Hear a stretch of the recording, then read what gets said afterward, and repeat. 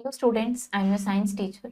आज हम अपना साइंस का चैप्टर नंबर 8 करेंगे, a journey through states of water.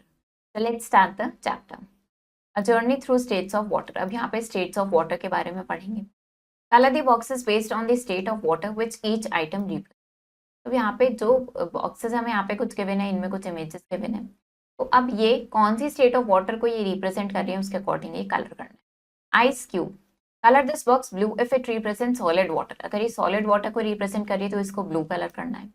Rain drop, colour this box green, इसको ग्रीन कलर करना है अगर ये लिक्विड वाटर को रिप्रेजेंट कर रही है। Cloud, colour this box white, इस बॉक्स को व्हाइट कलर करना है अगर ये वाटर वेपर को रिप्रेजेंट कर रहा है। और ओशियन वेव, इसको क्या करना है, ग्रीन कलर करना है अगर ये लिक्विड वाटर को represent.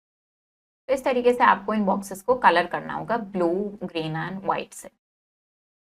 Have you ever noticed how water changes from one form to another? Think about a hot summer day when an ice cold drink in your hand slowly formed droplets on the outside of the glass. Or remember the last time you saw steam rising from a pot of boiling water, or felt the closeness of rain as it touched your skin during a sudden shower. These everyday moments are all examples of water transforming around us. In this chapter, we will explore the different states of water, how these states change, and the fascinating processes behind these changes. Let's dive into the intriguing world of water and discover how it shapes our daily lives. तो क्या आपने कभी notice किया है कि कैसे water एक form से दूसरी फॉर्म में चेंज होता है? फॉर एग्जाम्पल, अगर हम एक हॉट समर डे की बात करें तो वहाँ पे क्या होता है, आइस कोल्ड ड्रिंक आपके हाथ में है, वो स्लोली क्या करने लगती है कि ग्लास के आउटसाइड पे आपको कुछ वाटर ड्रॉपलेट्स दिखने लगते हैं। या फिर एक पॉट है बॉइलिंग वाटर का, उसमें से स्टीम राइज होती हुई दिखती है आपको। या सडनली एकदम से रेन स्टार्ट हो गई हो तो आपने रेन को फील किया हो, उसकी कूलनेस को फील किया हो। तो ये सब एवरीडे मोमेंट्स के, ये सब एग्जाम्पल्स है वाटर के, जो ट्रांसफॉर्म हो रही है एक फॉर्म से दूसरी फॉर्म में। तो इस चैप्टर में हम डिफरेंट स्टेट्स एक्सप्लोर करेंगे वाटर की, कैसे ये स्टेट्स चेंज होती हैं और क्या इनके फैसिनेटिंग प्रोसेसेस है इनके पीछे, वो सब हम यहाँ पे देखेंगे। इन्वेस्टिगेटिंग वाटर्स डिसअपियरिंग एक्ट, तो अब हम वाटर का डिसअपियरिंग एक्ट यहाँ पे इन्वेस्टिगेट करेंगे। Have you ever wondered why a puddle of water on the ground disappears after some time? Imagine that it's a bright sunny morning after a night of rain. You see a small puddle in your backyard, you go off to play, and when you return later in the day, the puddle is gone. This magical disappearing act is due to the process called evaporation. तो क्या आपने कभी देखा है कि ground पर कुछ पानी हो, वाटर हो, और थोड़ी देर बाद वो पानी डिसअपियर हो जाए? फॉर एग्जाम्पल, आपने क्या देखा कि अब मॉर्निंग बहुत ही ब्राइट सनी मॉर्निंग है और एक रात पहले क्या हुआ था, बारिश हुई थी, रात को बहुत ज़्यादा रेन हुई थी। तो आपने देखा कि बैकयार्ड में आपके थोड़ा सा वाटर वहाँ पे कलेक्ट हो गया है, लेकिन आप फिर चले गए, अपना खेलने चले गए, आप कुछ भी अपना वर्क करने चले गए, और फिर आपने वापस आके देखा तो वहाँ पे वो वाटर का पडल वो वहाँ पर नहीं था। तो ये ऐसा, ये जो मैजिकल डिसअपियरिंग एक्ट है, जो वाटर एकदम मैजिकली डिसअपियर हो गया, ये किस प्रोसेस की वजह से होता है? ये इवेपोरेशन की वजह से होता है। Objective, to observe how water evaporates over time, तो हमें ये ऑब्जर्व करना है कि वाटर टाइम के साथ इवेपोरेट कैसे हो जाता है। Materials required, a shallow dish, water, a marker and a ruler. हमें एक शैलो डिश चाहिए, वाटर, मार्कर और रूलर हमें रिक्वायर्ड है। Procedure, fill the shallow dish with water, shallow dish को वाटर से फिल कर देना है। Mark the initial water level with marker, अब जो इनिशियल वाटर लेवल है उसको मार्कर से मार्क कर देंगे। Place the dish in a Sunny spot, अब उस डिश को एक सनी स्पॉट में जहाँ पे सनलाइट उस पर पड़े ऐसे रख देना है। Check the water level at regular intervals, example every hour, फिर आपको वाटर लेवल चेक करना है एक रेगुलर इंटरवल, यानी हर आवर के बाद एक वाटर लेवल आपको चेक करना है। Observation, note how the water level decreases over time, तो आप देखोगे कैसे वाटर लेवल डिक्रीज होता जा रहा है टाइम के साथ। Conclusion, water evaporates when exposed to heat causing the water level to decrease, तो वाटर इवेपोरेट होता है जब वो हीट में एक्सपोज हो जाए और वाटर लेवल डिक्रीज होता रहता है। Water vapour and evaporation, when water is exposed to air, it slowly turns into an invisible gas called water vapor. This process is known as evaporation. Here's how it works. Water molecules at the surface of a puddle or any water source get energy from the sun or warmth in the air. This energy makes the water molecules move faster and faster. Eventually, they move so quickly that they break free from the liquid and become vapor which floats into the air. अब water को जब air से expose कर दिया जाए तो वो slowly एक इनविजिबल गैस में कन्वर्ट होने लगता है, जिसको हम वाटर वेपर बोलते हैं। अब ये प्रोसेस क्या कहलाता है? इवेपोरेशन कहलाता है। अब कैसे वर्क करता है ये? वाटर मॉलिक्यूल्स जो पडल के सरफेस पे होते हैं, ये किसी भी वाटर सोर्स में जो होते हैं वो क्या करते हैं, एनर्जी लेते हैं सन से या वार्मथ एयर से वो लेते हैं। ये एनर्जी क्या करती है, वाटर मॉलिक्यूल्स को और तेजी से मूव कराती है, जिससे क्या होता है, eventually they move so quickly, और फिर धीरे धीरे वो इतनी तेजी से मूव करने लगते हैं कि they break free from the liquid, वो लिक्विड से ब्रेक हो जाते हैं और बिकम वेपर, और वो वेपर में कन्वर्ट हो जाते हैं जो एयर में फ्लोट करते हैं। Think of it like this. Imagine you are playing with a toy car on a smooth surface. If you push the car gently, you might just roll a little. But if you give it a strong push, it zooms away. Water molecules work the same way. When they get enough energy like a strong push, they zoom away from the surface and turn into water vapor. हम इसको एक example की help से समझते हैं। For example, आप अपनी toy car के साथ खेल रहे हो एक स्मूथ सरफेस पे, तो अगर आपने कार को बहुत जेंटली पुश किया तो वो थोड़ा सा रोल करेगी और फिर रुक जाएगी। लेकिन अगर आपने उसको बहुत एक स्ट्रॉन्ग पुश दिया तो वो क्या होगी, एकदम से वो बहुत तेजी से वो बहुत आगे तक जाएगी। इसी तरीके से वाटर मॉलिक्यूल्स के साथ होता है, अगर उन्हें थोड़ा सा पुश मिलता है तो वो वहीं पर मूव करते हैं, लेकिन जब उनको बहुत तेजी से इनफ एनर्जी उन्हें मिल जाती है तो वो बहुत स्ट्रॉन्ग पुश जब उन्हें मिलता है तो वो क्या करते हैं, सरफेस से वो आगे निकल जाते हैं और वो वाटर वेपर में कन्वर्ट हो जाते हैं। This is why a wet towel left in the sun dries up. The sun's heat gives the water molecules enough energy to escape into the air. Similarly, the puddle of water you saw earlier on the ground evaporates because the sun's heat turns the water into vapor, which then floats away. The next time you see a puddle shrinking on a sunny day, you will know it's the magic of evaporation at work. तो इसी वजह से क्या होता है, जैसे for example एक wait towel है, उसको आप सनलाइट में रख देते हैं उसको ड्राई होने के लिए। ड्राई कैसे हो जाता है, वो इवेपोरेशन की हेल्प से ही होता है। जो सन की हीट है वो वाटर मॉलिक्यूल्स को इतनी एनर्जी प्रोवाइड कर देती है कि वो एयर में एस्केप कर जाए। इसी तरीके से जो हमने वो पहले अभी पडल देखा था वाटर का ग्राउंड पे, वो इवेपोरेट हो रहा था सन की हीट की हेल्प से। तो नेक्स्ट टाइम अगर आपको कभी पडल दिखे और वो श्रिंक हो रहा है सनी डे पे, तो आपको पता होगा कि यहाँ पे इवेपोरेशन काम कर रहा है। How does heating water lead to the formation of steam. अब वाटर हीट हो रहा है तो उससे स्टीम कैसे बन रही है ये बताना है आपको। The process of evaporation helps cool down the Earth's surface, much like how sweating cools down our bodies. Without evaporation, our planet would be much hotter. अब ये जो प्रोसेस है इवेपोरेशन का, ये क्या करता है, अर्थ के सरफेस को कूल होने में हेल्प करता है, जैसे स्वेटिंग कूल करता है हमारी बॉडीज को। विदाउट इवेपोरेशन हमारी प्लैनेट बहुत ज़्यादा हॉट होती है। Another mystery condensation. अब एक और मिस्ट्री है कंडेंसेशन, इसके बारे में पढ़ते हैं। Have you ever noticed tiny droplets of water forming on the outside of a cold glass of water on a hot day? It might seem like magic, but there is actually a simple scientific explanation behind it. Imagine you have just come out inside from a hot summer day and you are enjoying a refreshing cold drink. As you sip, you notice that the outside of your glass starts to get covered in small, cool droplets. It's as if the glass is sweating. So, कभी आपने notice किया है कि हमारे पास एक glass है water का जिसमें बहुत कोल्ड वाटर है, तो उसमें क्या होगा, हॉट डे पे उसमें बाहर की साइड, ग्लास में बाहर की साइड क्या होगा, टाइनी वाटर ड्रॉपलेट्स फॉर्म हो जाएंगे। तो ये आपको ऐसा लगेगा कि ये तो कुछ मैजिक हो गया है, लेकिन इसके पीछे भी एक साइंटिफिक एक्सप्लेनेशन है। फॉर एग्जाम्पल, अगर आप एक हॉट समर डे में से आप अंदर आए हो अपने घर में और आपने एक बहुत ही रिफ्रेशिंग कोल्ड ड्रिंक एंजॉय करी, तो जैसे आप उसको सिप करोगे आप क्या नोटिस करोगे कि जो आपके ग्लास के आउटसाइड है वो क्या होगा, स्मॉल वाटर ड्रॉपलेट से कवर हो जाएगा, कूल ड्रॉपलेट से। इसी तरीके से हो गया जैसे कि फॉर एग्जाम्पल जैसे as if the glass is sweating, जैसे ग्लास स्वेट कर रहा। Next is condensation. This sweating effect is caused by a process called condensation.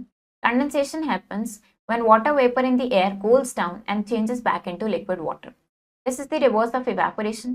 Here's how it works. When warm, moist air comes into contact with cold surface, like your glass, the air near the surface cools down. As the air cools, it loses some of its energy and can't hold as much water vapor. The excess water vapor turns into tiny droplets of liquid water on the cold surface. अब ये जो sweating effect है ये condensation की वजह से होता है। तो कंडेंसेशन कब होता है, जब वाटर वेपर जो एयर में है वो कूल डाउन हो जाए तो वो वापस से लिक्विड वाटर में कन्वर्ट होने लगता है। अब ये प्रोसेस क्या है, इवेपोरेशन का रिवर्स है। कैसे वर्क करता है ये, जब वार्म मॉइस्ट एयर कॉन्टैक्ट में आती है किसी कोल्ड सरफेस के साथ, फॉर एग्जाम्पल हमारा वो जो ग्लास था कोल्ड ड्रिंक का, उसके साथ अगर वार्म मॉइस्ट एयर कॉन्टैक्ट में आएगी तो जो सरफेस के पास एयर है वो क्या होगी, कूल डाउन होगी। और ये कूल एयर कुछ एनर्जी लूज करेगी, बट इसमें अब इतनी कैपेसिटी नहीं होती है कि ये इतना ज़्यादा वाटर वेपर होल्ड कर सके। तो ये excess water vapour tiny droplets में कन्वर्ट हो जाता है लिक्विड वाटर की, और ये हमारे उस कोल्ड सरफेस पर रह जाती है। Think of it like this. When you take a hot shower and then open the bathroom door, you might see the foggy droplets forming on the mirror. This happens because the warm, moist air from the shower hits the cooler mirror surface and condenses into tiny droplets. For example, जब आप hot shower लेके बाहर अपना bathroom door open करते हैं तो आप क्या देखते हैं कि फॉगी ड्रॉपलेट्स मिरर पर डिपॉजिट हो चुकी होती हैं। अब ऐसा किस वजह से हुआ? क्योंकि जो वार्म मॉइस्ट एयर थी शावर से, वो हिट करती है मिरर सर्फेस को जो कंपैरेटिवली कूलर है, तो वहाँ पे टाइनी ड्रॉपलेट्स कंडेंस होकर वहाँ फॉर्म हो जाती हैं। So next time you have a cold drink, pay attention to the droplets forming on the outside of the glass. They are created because the warm air around the glass is cooled by the cold surface, causing water vapor to condense into liquid water. This simple yet fascinating process helps us understand how water changes its state from gas to liquid right before our eyes. तो अब next time जब आप cold drink consume करें तो आपको ध्यान देना है कि कैसे उसके आउटसाइड पे ड्रॉपलेट्स फॉर्म हो जाएंगी। तो ये किस वजह से हुआ? क्योंकि वार्म एयर हिट कर रही है आपके जो ग्लास के अराउंड है उस कोल्ड सरफेस को हिट कर रही है, और क्या हो रहा है? वाटर वेपर कंडेंस हो रहा है, लिक्विड वाटर फॉर्म हो रहा है। तो ये सिंपल फैसिनेटिंग प्रोसेस है जो हमें समझने में हेल्प कर रहा है कि कैसे वाटर अपनी स्टेट को चेंज कर रहा है गैस से लिक्विड। Now fill in the blanks. The process by which water turns into an invisible gas. अब ये प्रोसेस जिसमें वाटर इनविजिबल गैस में कन्वर्ट हो जाता है, इसको क्या बोलते हैं हम? Evaporation. When water vapor cools down, जब water vapor cool down होता है तो it turns into tiny droplets, वो tiny droplets में convert हो जाते हैं किस प्रोसेस से? उसको हम बोलते हैं condensation. A puddle of water disappearing on a sunny day. A puddle of water sunny day पे disappear हो रहा है, ये किसका एग्जाम्पल है? ये evaporation का एग्जाम्पल है। Droplets forming on a cold glass. अब ये जो ड्रॉपलेट्स फॉर्म हो रही है कोल्ड ग्लास पे, ये किसकी वजह से हो रही है? ये कंडेंसेशन की वजह से हो रही है। The energy causes water molecules to escape into the air during evaporation. वो कहाँ से मिलती है ये एनर्जी? इनको सन से मिलती है। Clouds can weigh millions of tons. Despite their fluffy appearance, a single cumulus cloud can hold up to 5 lakh kilograms of water. तो क्लाउड्स मिलियंस ऑफ टन्स इनका वेट हो सकता है। तो इनका फ्लफी अपीयरेंस होता है, देखने में ऐसे लगते हैं, लेकिन इनमें 5 लाख किलोग्राम्स ऑफ वाटर हो सकता है। नाउ नेक्स्ट एक्टिविटी देखते हैं। इसका ऑब्जेक्टिव है to demonstrate condensation on a cold surface. अब हमें कंडेंसेशन देखना है कोल्ड सर्फेस पे। Materials acquired: cold drink in a glass and a warm room. Procedure: take a cold drink and place it in a warm room. आपको cold drink लेनी है और warm room में रख देनी है। Observe the outside of the glass as condensation forms. तो condensation form होगा, ग्लास का आउटसाइड आप ऑब्जर्व करेंगे। Observation: small droplets of water appear on the outside of the glass. Small droplets आपको दिखने लगेंगे ग्लास के आउटसाइड पर। Conclusion: warm moist air cools on the cold surface of the glass causing condensation. तो अब ये warm moist air cool हो गई है कोल्ड सरफेस पे ग्लास की कंडेंसेशन की वजह से। What are the different states of water? अब आपको बताना है वाटर के डिफरेंट स्टेट्स क्या है, उनके बारे में पढ़ते हैं। Water is fascinating because it can exist in 3 distinct states: solid, liquid and gas. Imagine a day in your life where you experience all 3 forms of water. Perhaps you start your morning by stepping outside and feeling the crisp, cold air as you walk through the snow. Later, you enjoy a hot cup of cocoa where steam gently rises from the surface. Finally, you might spend the evening cooling off with a splash in a pool or a refreshing drink. Each of these experiences showcases water's ability to transform and adapt. तो water का एक बहुत ही fascinating है क्योंकि ये 3 different states में exist करता है: सॉलिड, लिक्विड एंड गैस। तो फॉर एग्जांपल आप अपने डे में तीनों स्टेट्स एक्सपीरियंस कर रहे हैं वाटर की। कैसे? फॉर एग्जांपल मॉर्निंग में आपने स्टेप आउट करा और आपने क्या देखा? आपने क्या फील करा? क्रिस्प कोल्ड एयर आपने फील करी जैसे आप स्नो पे वॉक कर रहे हो। फिर लेटर आपने बाद में एक हॉट कप ऑफ कोकोआ आपने एंजॉय किया जिसमें से आप स्टीम राइज होते हुए देख रहे हो। एंड देन इवनिंग में आपने एक स्प्लैश ऑफ पूल, यानी आप पूल चले गए या फिर आपने एक रिफ्रेशिंग ड्रिंक एंजॉय करी। तो इस तरीके से आपने तीनों स्टेट्स वाटर की एक्सपीरियंस करी एक डे में। सॉलिड स्टेट आइस के बारे में बात करते हैं। Imagine a chilly winter day when everything around you is covered in a blanket of snow. That snow is actually ice, a solid form of water. When water freezes, it turns into ice. This transformation happens when the temperature drops to 0 degrees Celsius, 32 degree Fahrenheit or below. Ice is hard and has a fixed shape, making it perfect for building snowmen or sliding on ice skates. तो अब imagine एक chilli winter day है जब आपके आसपास सारी चीजें बहुत ज्यादा कोल्ड है और कवर्ड है स्नो के ब्लैंकेट में। ये स्नो क्या एक्चुअली आइस है, तो सॉलिड फॉर्म है वाटर का। तो जब वाटर फ्रीज होता है वो आइस में कन्वर्ट हो जाता है। अब ये ट्रांसफॉर्मेशन कब होता है? जब टेम्परेचर 0 डिग्री सेल्सियस पे ड्रॉप हो जाए या उससे कम हो जाए।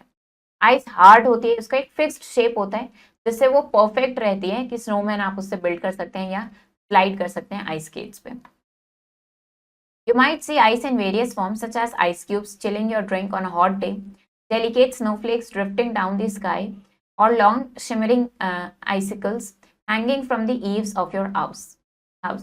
Each of these forms demonstrates the solid states of water. तो आप आइस को डिफरेंट फॉर्म्स में भी देख सकते हो। फॉर एग्जाम्पल आपके ड्रिंक में आइस क्यूब्स हों या डेलिकेट स्नोफ्लेक्स जो ड्रिफ्ट डाउन कर रहे हो स्काई से, लॉन्ग शिमरिंग आइसिकल्स जो हैंग कर रही हैं आपके हाउस से। ये सब डिफरेंट स्टेट्स ऑफ वाटर यहाँ पे दिख रही है आपको। Properties of ice, hard and rigid. Ice holds its shape, ice अपनी शेप को होल्ड करके रखती है and doesn't flow like water, water की तरह फ्लो नहीं होती है, हार्ड होती है, रिजिड होती है। Fixed shape, ice maintains a solid form whether it's an ice cube, a snowflake और एन आइसिकल। तो आइस अपनी सॉलिड फॉर्म मेंटेन करके रखती है चाहे वो आइस क्यूब है, स्नोफ्लेक है या आइसिकल है। Less dense, ice is less dense then liquid water which is why it floats on water. तो आइस लेस डेंस होती है लिक्विड वाटर से जिस वजह से वो फ्लोट भी करती है वाटर पर। Next is liquid state water. Think about a refreshing drink on a hot day. The liquid you are enjoying is water. The form we interact with the most. Liquid water flows easily and takes the shape of whatever container it's in. You can find it in rivers, lakes, oceans, and even in your body. It remains in this liquid state between 0 degree Celsius and 100 degree Celsius. तो for example एक refreshing drink आप hot day पे enjoy कर रहे हो, तो ये liquid जो आप एंजॉय कर रहे हो ये क्या है? वाटर है। Form we interact with the most. Liquid water easily flow करता है और जिस भी कंटेनर में जाते हैं उसकी शेप ये ले लेता है। तो हमें ये रिवर्स, लेक, ओशियंस और हमारी बॉडी में भी हमें ये देखने को मिल सकता है।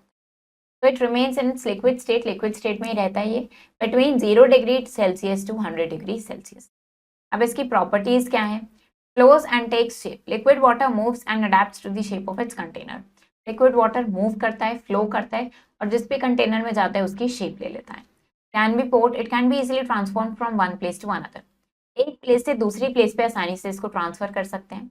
Essential for life, water is crucial for all living organisms. तो वाटर जरूरी है सारे ऑर्गेनिजम्स के लिए। नाउ गैसियस स्टेट या steam. Have you ever seen steam rising from a hot cup of tea or boiling pot? That's water is in its gaseous state. When water is heated up to 100 degrees Celsius, it turns into steam or water vapor.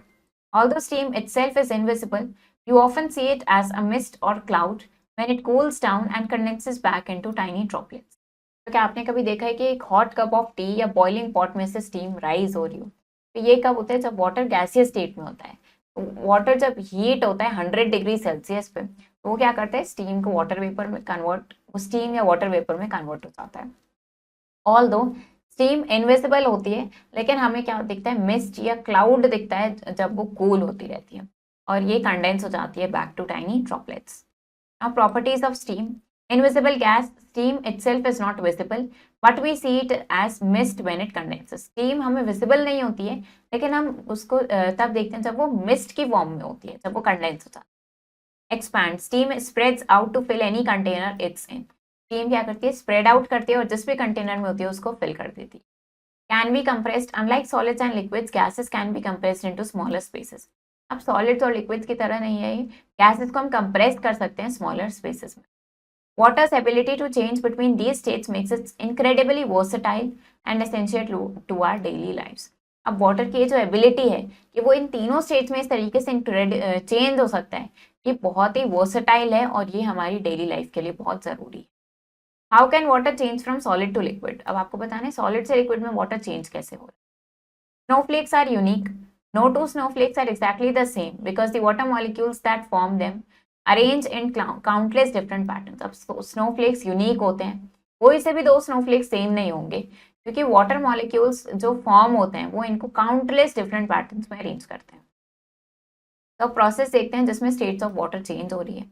State के बिना state change, उनके example और फिर कैसे हो रहा है, क्या हो रहा है? मेल्टिंग, सॉलिड से लिक्विड में कन्वर्ट हो रहा है। Ice cubes melting in a drink, heat add होती है आइस में, causing it to turn into liquid water, जिससे वो लिक्विड वाटर में कन्वर्ट हो जाती है। फ्रीजिंग, ये लिक्विड से सॉलिड में होता है। Water turning into ice in a freezer, water ice में कन्वर्ट हो जाता है फ्रीजर में। Cold temperature removes heat from water causing it to freeze in ice, cold temperature क्या कर रहा है, हीट को रिमूव कर रहा है वाटर से, जिससे क्या हो रहा है, वो फ्रीज हो रहा है आइस में। Evaporation, liquid to gas convert हो रहा है। Puddle drying up on a sunny day, puddle dry हो रहा है सनी डे पे। Heat energy causes water to turn into water vapour and escape into the air, तो heat energy क्या हो रहा है, वाटर को टर्न कर रहा है वाटर वेपर में और फिर वो वापस एयर में एस्केप हो रही है। कंडेंसेशन, ये गैस टू लिक्विड हो रहा है। Water droplets forming on a cold glass, water droplets form हो रही है कोल्ड ग्लास पे। Cooling air causes water vapour to lose energy and turn back into liquid water, जो एयर कूल हो रही है वो क्या करिए, वाटर वेपर को एनर्जी लूज हो रही है उसकी, और वो वापस से लिक्विड वाटर में कन्वर्ट हो रहा है।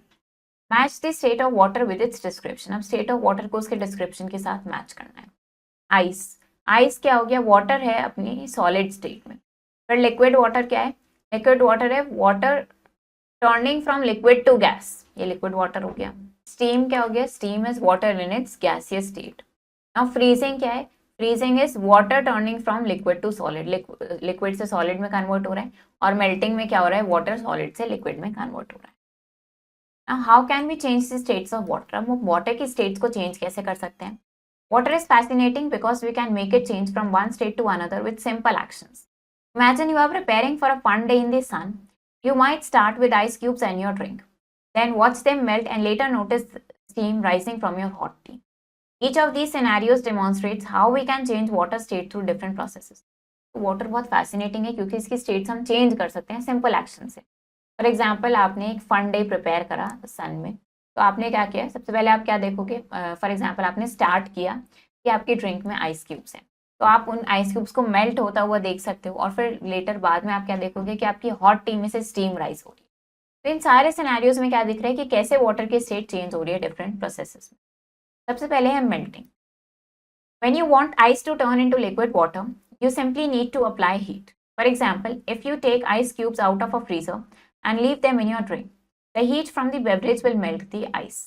Melting happens when a solid absorbs heat and transforms into liquid. By adding warmth, you can change ice from solid to liquid. Example, ice cubes melting in warm drink. Melting में क्या होता है, जब आपको ice को liquid water में convert करना है तो आपको सिंपली हीट अप्लाई करनी होती है। फॉर एग्जाम्पल, आपने फ्रीजर से आइस क्यूब्स बाहर निकाली और उनको आपने अपनी ड्रिंक में रख दिया। अब जो बेवरेज से हीट होगी वो क्या करेगी, आप आइस को मेल्ट कर देगी। अब ये मेल्टिंग कब होती है, जब सॉलिड हीट को एब्जॉर्ब कर ले और ट्रांसफॉर्म हो जाए लिक्विड में या वाटर में। तो बाय एडिंग वार्मथ, यानी कि हम सिंपली वार्मथ या हीट ऐड करके हम आइस को चेंज कर सकते हैं फ्रॉम सॉलिड टू लिक्विड। तो इसके एग्जाम्पल हो गया ice cubes melting in warm drink. Next is freezing. To change liquid water into ice, you need to remove heat. For instance, if you pour water into an ice tray and place it in the freezer, the cold temperature will cause the water to rise. Freezing occurs when a liquid water loses heat and becomes a solid. By lowering the temperature, you can turn liquid water into solid ice. For example, water turning into ice cubes in a freezer. Freezing में क्या हो रहा है, liquid water को ice में convert कर रहे हैं। ऐसा करने के लिए हमें हीट रिमूव करनी होती है। फॉर एग्जाम्पल, आपने एक आइस ट्रे में वाटर पोर किया और आपने फ्रीजर में रख दिया। अब कोल्ड टेम्परेचर क्या करेगा, उस वाटर को फ्रीज कर देगा। तो फ्रीजिंग कब होती है, जब लिक्विड अपनी हीट को लूज कर दे और वो सॉलिड बन जाए। तो टेम्परेचर को कम करके हम किसी भी लिक्विड वाटर को फ्रीज कर सकते हैं सॉलिड आइस में। तो इसके एग्जाम्पल्स हो गए water turning into ice cubes in freezer. Next is evaporation. If you want liquid water to turn into water vapor, you need to add heat. For example, when you leave a puddle of water in the sun, the heat causes the water to evaporate. Evaporation is the process where heat energy turns liquid water into a gas, water vapor. By heating the water, you can make it change from a liquid to a gas. Example, puddles drying upon a sunny day.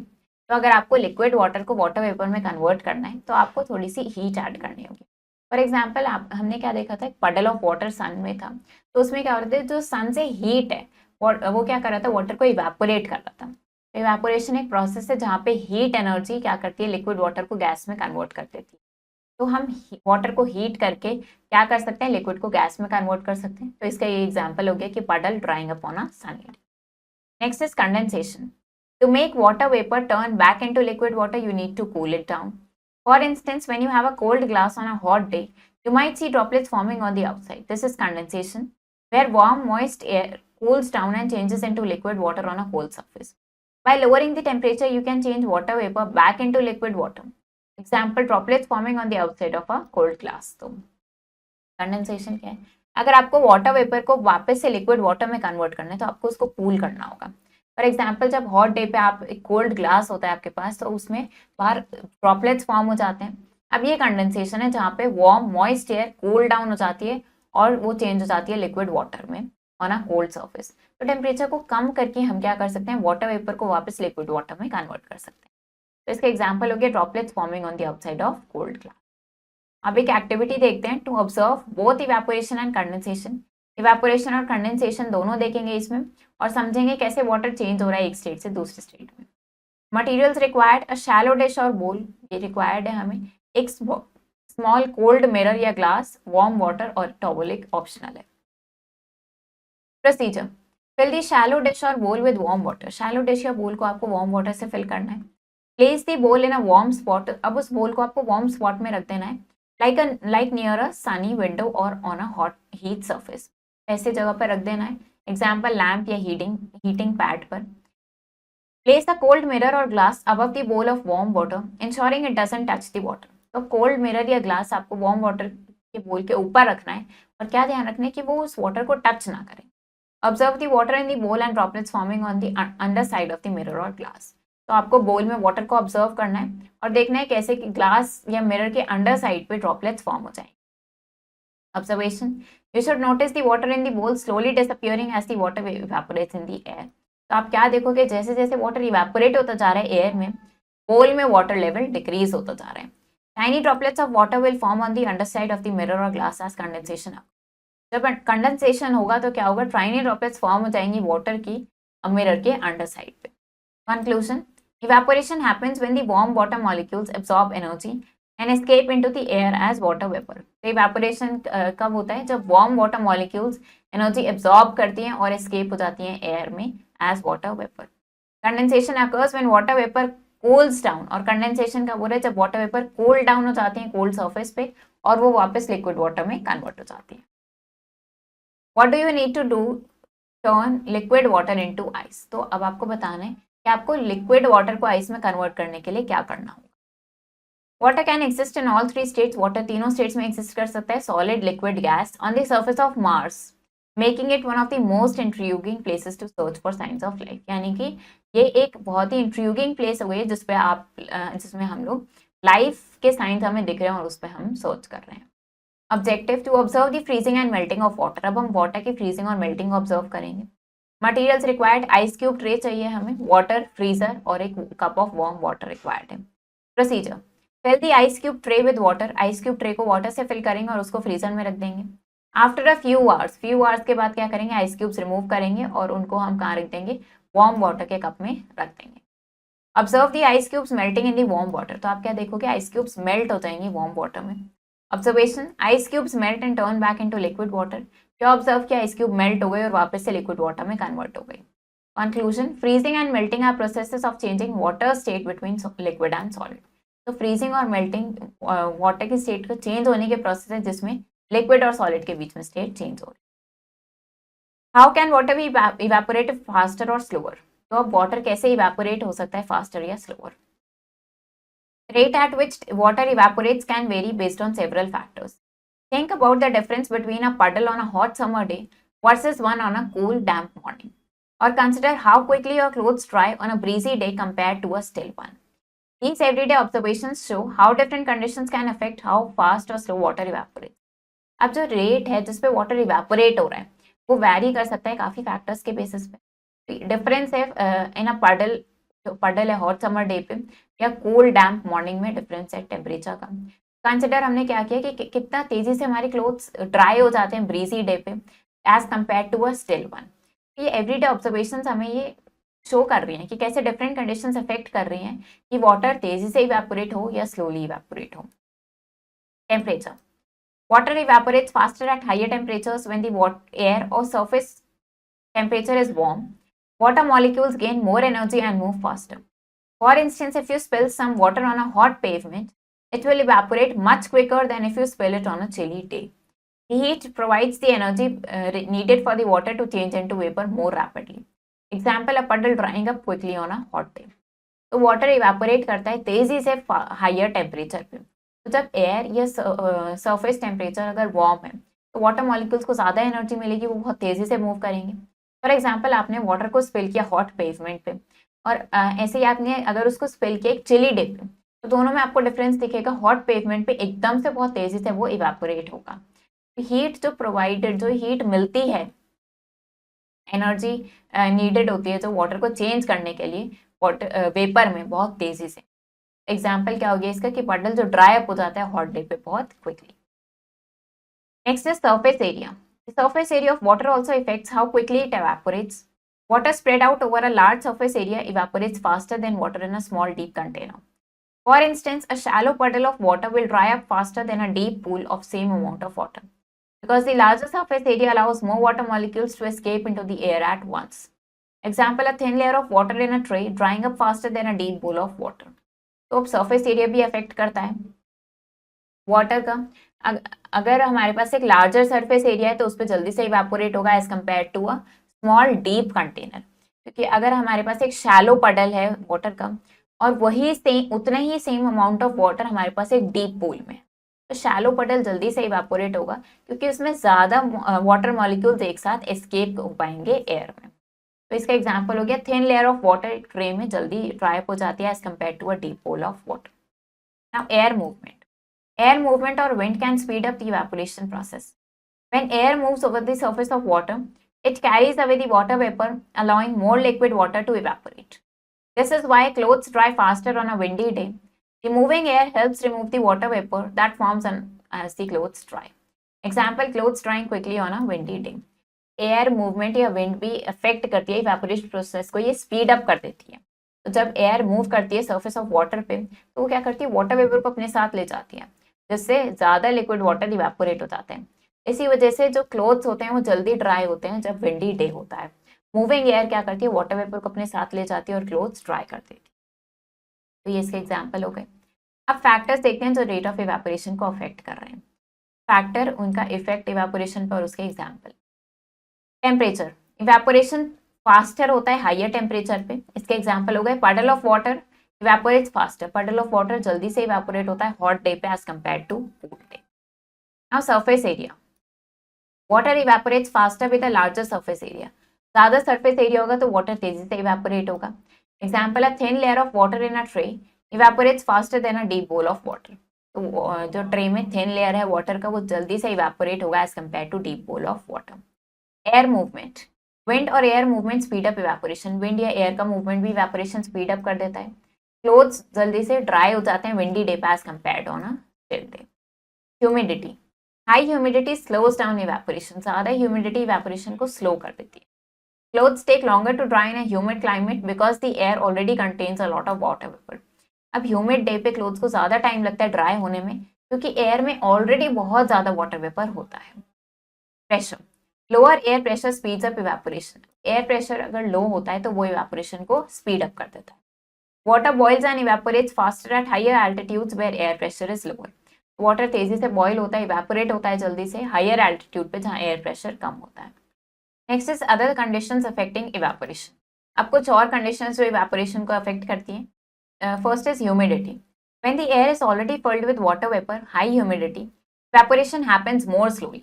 High humidity means the air cannot hold much water vapor, so water evaporates less efficiently. This is why clothes take longer to dry in a humid day. Example, clothes take longer to dry in a humid climate. तो humidity क्या है, जब air में already water vapour होगा यानी humidity बहुत high है तो इवेपोरेशन और धीरे होता है, बहुत स्लोली होता है। हाई ह्यूमिडिटी का मतलब एयर और ज़्यादा वाटर वेपर होल्ड नहीं कर सकती है, तो वाटर बहुत धीरे, लेस एफिशिएंटली इवेपोरेट होता है। इसी वजह से क्लोथ्स को ड्राई होने में भी ह्यूमिड डे पे बहुत ज़्यादा टाइम लगता है। Next is pressure. Lower air pressure can increase the rate of evaporation. At higher altitudes where the air pressure is lower, water can boil and evaporate more quickly. This is because the lower pressure allows water molecules to escape into the air more easily. Example, water boils faster at high altitude. Lower air pressure भी क्या करता है, rate of evaporation increase कर देता है. Higher altitude पे जहाँ air pressure कम होता है वहाँ वाटर बॉयल होता है और इवेपोरेट होता है और तेजी से. ऐसा क्यों हुआ? क्योंकि लोअर प्रेशर क्या करता है, वाटर मॉलिक्यूल्स को अलाउ करता है एयर में एस्केप होने के लिए और इजी. एग्जाम्पल, वाटर बॉइल्स होता है एक बहुत हाई एल्टीट्यूड पे तेजी से. Next is cooling effect. Evaporation is not just about changing water from liquid to gas, it also has a cooling effect. Imagine a hot summer day when you are sweating. As the sweat evaporates from your skin, it absorbs high heat from your body, which helps cool you down. This cooling effect happens because during evaporation, the water molecules absorb heat from the surroundings, taking that heat energy away as they turn into vapor. तो evaporation सिर्फ water को liquid से gas में change करना ही नहीं है, उसमें cooling effect भी होता है. For example, hot summer day पे जब आप sweat करते हो, ये sweat evaporate होता है आपकी skin से और ये क्या करता है, हीट एब्जॉर्ब करता है आपकी बॉडी से, तो जिससे आपको कूल डाउन होने में ये हेल्प करता है. अब ये कूलिंग इफेक्ट क्यों होता है? ड्यूरिंग इवेपोरेशन होता है ये, जब वाटर मॉलिक्यूल्स एब्जॉर्ब कर लेते हैं हीट को सराउंडिंग से और क्या करते हैं, हीट एनर्जी को ले जाते हैं as they turn into vapour. Can you tell which effect does wind have on the rate of evaporation? तो रेट ऑफ इवेपोरेशन पे विंड का कौन सा इफेक्ट होता है आपको बताना है. How do clouds give us rain? Clouds हमें रेन कैसे देते हैं? Clouds play a crucial role in our weather by bringing rain. Picture a scene where the sky gradually fills with clouds. This occurs when water vapor from various sources such as lakes or ocean rises into the sky.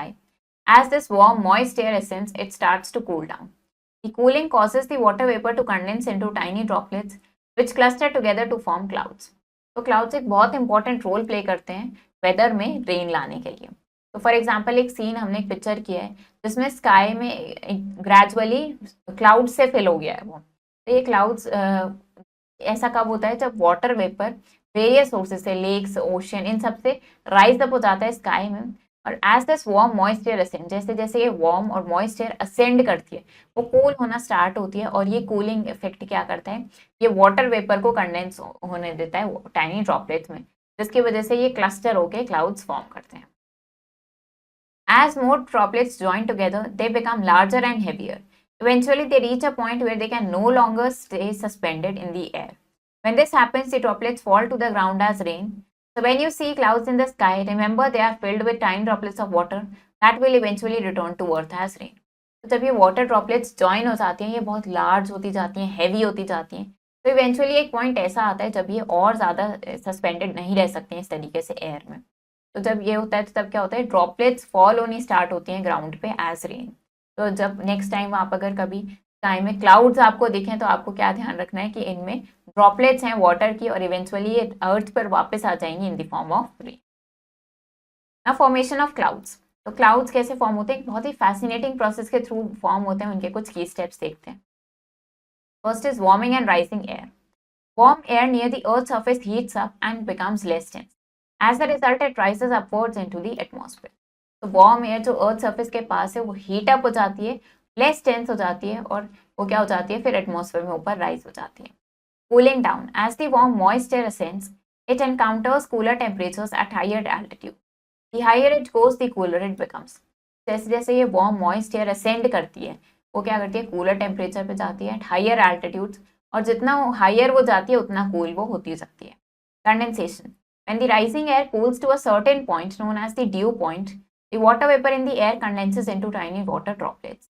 This process turns invisible water vapor into visible tiny droplets. तो जब ये rising air cool हो जाती है एक certain point पे, जिसको dew point बोलते हैं, water vapor जो air में वो condense हो जाती है tiny water droplets में. अब ये process जिसमें invisible water vapor convert हो गया है tiny visible droplets में. Next is cloud formation. These tiny droplets group together and cluster, forming visible clouds. The more droplets that join, the thicker and more defined the clouds become.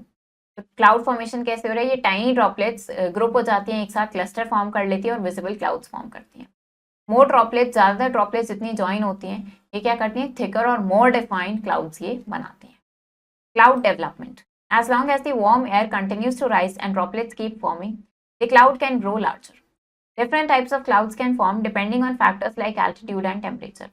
तो जैसे जैसे warm air continue होती है rise होना, droplets बनती रहती है और क्लाउड्स लार्ज होते जाते हैं. डिफरेंट टाइप्स ऑफ क्लाउड्स बन सकते हैं. इन फैक्टर्स पर डिपेंड करता है वो कि कितना एल्टीट्यूड पे है, क्या टेम्परेचर है. In essence, clouds are created when warm, moist air rises, cools, and condenses, bringing together countless tiny droplets to form these various types of clouds we see in the sky. तो इसका essence क्या, conclusion क्या निकाला है हमने कि clouds कैसे create होते हैं जब वार्म मॉइस्ट एयर राइज होती है, कूल होती है, कंडेंस होती है और साथ में काउंटलेस टाइनी ड्रॉपलेट्स को एक साथ ग्रुप करती है, जिससे वेरियस टाइप्स ऑफ क्लाउड्स बनते हैं स्काई में. Next is precipitation. Precipitation is a key part of the water cycle and happens when droplets in the clouds combine and grow large enough to fall to the ground. Depending on the temperature, precipitation can take various forms. तो precipitation क्या है, की part है water cycle का, जो कब होता है जब droplets in the cloud combine हो जाते हैं और वो बहुत लार्ज हो जाते हैं, इतने लार्ज हो जाते हैं कि अब वो ग्राउंड पे फॉल हो जाते हैं. तो टेम्परेचर पे डिपेंड करते हुए प्रेसिपिटेशन काफ़ी फॉर्म्स ले लेती है. सबसे पहले है rain. When the droplets are large and the temperature is above freezing, they fall as rain. जब ड्रॉपलेट्स बहुत लार्ज होती हैं, टेम्परेचर फ्रीजिंग से ऊपर निकल जाता है, तो वो क्या होती हैं, वो रेन की तरह फॉल हो जाती हैं. Snow. If the temperature is below freezing, the droplets form ice crystals that fall as snow. अगर टेम्परेचर फ्रीजिंग से बिलो होता है तो ड्रॉपलेट्स क्या करती हैं, आइस क्रिस्टल्स बना लेती हैं और वो स्नो की फॉर्म में फॉल होती हैं. Slit. When rain falls through a layer of freezing air, it can freeze into small ice pellets called sleet. जब रेन फॉल होती है through a layer of freezing air, तो वो क्या करती है, फ्रीज हो जाती है स्मॉल आइस पेलेट्स में, जिसको हम स्लीट बोलते हैं. इन strong thunder storms, updrafts can carry water droplets high into the atmosphere where they freeze into balls of ice forming hail. तो जब स्ट्रॉन्ग थंडर स्टॉर्म्स होते हैं तो अपड्राफ्ट्स क्या करती हैं, वाटर ड्रॉपलेट्स को हाई ले जाती हैं एटमॉस्फेयर में, जहाँ पे वो फ्रीज हो जाते हैं, आइस की बॉल्स बन जाती हैं forming hello. Next is water cycling. The water cycle is a continuous process that keeps water moving through various stages around the earth. It begins with evaporation, where water from clouds, lakes, and rivers is heated by the sun and turns into water vapor. This vapor rises into the atmosphere, where it eventually cools and condenses into tiny droplets forming clouds. अब water cycle क्या है, continuous process है जिसमें water move करता है different stages से अर्थ के around. Evaporation से स्टार्ट होता है, जहाँ पे वाटर ओशियन, लेक्स, रिवर्स इन सबसे हीट होता है सन से और वाटर वेपर में कन्वर्ट होता है. अब ये वाटर वेपर एटमॉस्फेयर में ऊपर राइज होता है, जहाँ पे ये कूल होता है, कंडेंस होता है टाइनी ड्रॉपलेट्स में और क्लाउड्स फॉर्म होते हैं. As the droplets in the clouds combine and grow heavier, they eventually fall back to earth as precipitation, which can be rain, snow, sleet, or hail. Once this precipitation reaches the ground, it collects in rivers, lakes, and oceans. Some of it seeps into the soil, replenishing groundwater supplies. अब जैसे जैसे ये droplets cloud की combine होते हैं, heavy होते जाते हैं, ये वापस से अर्थ पे फॉल हो जाते हैं एज प्रेसिपिटेशन. जो रेन, स्नो, स्लीट, हेल किसी भी फॉर्म में हो सकते हैं. अब जब ये प्रेसिपिटेशन ग्राउंड पर आ जाता है तो वो रिवर, लेक्स और ओशंस में कलेक्ट होता है, कुछ सॉइल में सीप हो जाता है और जो ग्राउंड वाटर सप्लाईज को रिप्लेनिश करता है. The collected water in rivers, lakes, and ocean is then warmed by the sun, starting the cycle all over again. This dynamic process ensures that water is constantly moving and remains available to support all forms of life on. तो अब फिर ये जो water collect हुआ है river, ocean, lakes में, ये warm होता है सन से, वापस से ये साइकिल इसी तरीके से स्टार्ट हो जाती है. तो ये जो डायनेमिक प्रोसेस है ये क्या इंश्योर करती है कि वाटर कॉन्स्टेंटली मूव करता रहे और सारी लाइफ फॉर्म्स को वो अवेलेबल रहे. Give examples. Give an example of how water changes from liquid to gas. अब आपको एग्जाम्पल देना है कि कैसे वाटर लिक्विड से गैस में चेंज हो रहा है. तो इसका एग्जाम्पल क्या हो गया कि जब आप बॉयल करते हो वाटर को तो वो क्या होता है, वो स्टीम में कन्वर्ट हो जाते हैं. Provide an example of how temperature effects the rate of evaporation. Temperature कैसे इफेक्ट कर रहा है रेट ऑफ इवेपोरेशन को. तो अगर हॉट डे होता है तो क्लोथ्स जल्दी से ड्राई हो जाते हैं, या विंडी डे होता है तो क्लोथ्स ड्राई हो जाते हैं, और ह्यूमिड डे पे कम जल्दी ड्राई होते हैं. Describe an instance where condensation is visible in everyday life. तो ऐसे इंस्टेंस बताना है जहाँ पे कंडेंसेशन आपको एवरीडे लाइफ में दिखता है. तो वो क्या हो सकता है कि कोल्ड ग्लास ऑफ वाटर पे आपको टाइनी ड्रॉपलेट्स दिखते हैं. Provide an example of how water vapour in clouds leads to precipitation.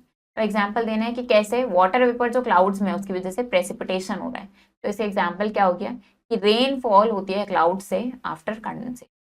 Give an example of how freezing can be used in everyday situation. Freezing कैसे use कर सकते हैं everyday situation में, ice cubes बनाने के लिए फ्रीजर में. अब एक एक्टिविटी देखते हैं. To model the water cycle in a simple setup. Water cycle का सिंपल सेटअप बनाएंगे. मटेरियल्स रिक्वायर्ड, हमें क्लियर प्लास्टिक कंटेनर चाहिए जिसका लिड भी हो, स्मॉल कप चाहिए हॉट वाटर का and ice cube. Procedure, place the small cup of hot water inside the plastic container. अब ये जो स्मॉल कप है हॉट वाटर का, इसको प्लास्टिक कंटेनर के अंदर रखना है। Place ice cubes on top of the container lid, ice cubes रखनी है इस कंटेनर लिड के टॉप पे। Observe the condensation on the lid, अब आप कंडेंसेशन देखेंगे लिड पे, और droplets falling back into the container, droplets वापस से कंटेनर में फॉल होंगे। Observation, water vapour from hot water condenses on the lid and form droplets.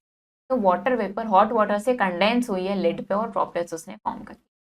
Conclusion, this activity demonstrates evaporation, ये एक्टिविटी क्या दिखा रही है, इवेपोरेशन डेमोन्स्ट्रेट कर रही है, कंडेंसेशन, प्रेसिपिटेशन ये सब दिख रहा है और नेचुरल वाटर साइकिल को मिमिक कर रहे हैं। Understanding the states of water and how they change helps us appreciate the various forms of water takes in our environment and many ways we use it in our daily lives. From the water we drink to the clouds in the sky, water is constantly moving and changing, playing a vital role in our world. तो अब इन states of water को समझ के हम समझ पा रहे हैं कि कैसे वाटर की फॉर्म ये चेंज हो रही है, स्टेट्स चेंज हो रही है इन्वायरमेंट में, और कैसे हमारी डेली लाइफ में ये यूजफुल है। जो वाटर हम ड्रिंक कर रहे हैं उससे लेकर जो क्लाउड्स में है, स्काई में है, वाटर कॉन्स्टेंटली मूव कर रहा है, स्टेट चेंज कर रहा है और ये बहुत इंपॉर्टेंट रोल प्ले कर रहा है। New words, evaporation, process of turning liquid into vapour, liquid को वेपर में कन्वर्ट करना इवेपोरेशन है। Condensation, process of vapour turning back into liquid, vapour का वापस से लिक्विड में कन्वर्ट होना is condensation. Water vapour, water in its gaseous state, water gaseous state में है तो वाटर वेपर है। Solid, the state of water when it is ice, solid क्या है, वाटर के स्टेट है जब वो आइस है। लिक्विड क्या है, स्टेट ऑफ वाटर जब वो फ्लो कर सकते हैं और उसको हम पोर कर सकते हैं। गैस क्या है, ये भी स्टेट ऑफ वाटर है जब वो स्टीम या वेपर फॉर्म में है। Freezing, process of liquid water turning into ice, freezing क्या है, लिक्विड वाटर का आइस में कन्वर्ट होना। Melting, process of ice turning into liquid water, ice का लिक्विड वाटर में कन्वर्ट होना is melting. Precipitation, water falling to the earth as rain, snow, sleet और hail, water का अर्थ पे fall होना इनमें से किसी भी फॉर्म में इज प्रेसिपिटेशन।